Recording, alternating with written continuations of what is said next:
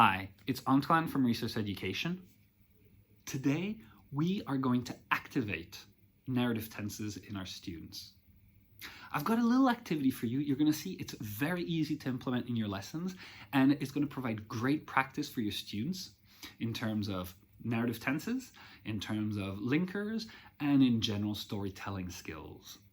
The activity can be both used as a spontaneous reaction activity.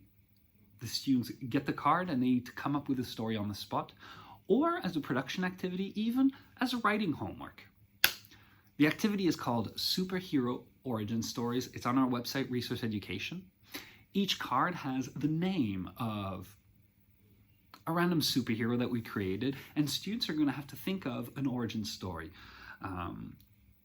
What I love about the activity is that students really focus on that. What is the purpose? What is the motivation of the character?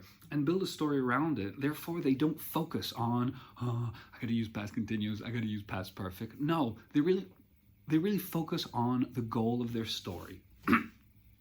Let's do an example. What have I got? Okay, ice monster. The ice monster. So we have monster, and ice, cold. All right, I'm thinking monster, so here's how I think it all started for the ice monster. In his childhood, the ice monster was far from being the most beautiful kid. And because of this, he was bullied a little. A lot of kids didn't want to play with him. He really looked very different, and that scared a lot of other kids. So he was a bit of a loner. But then, as a teenager, he was trekking in the Himalayas with his parents. They were on holiday. Why not the Himalayas, huh?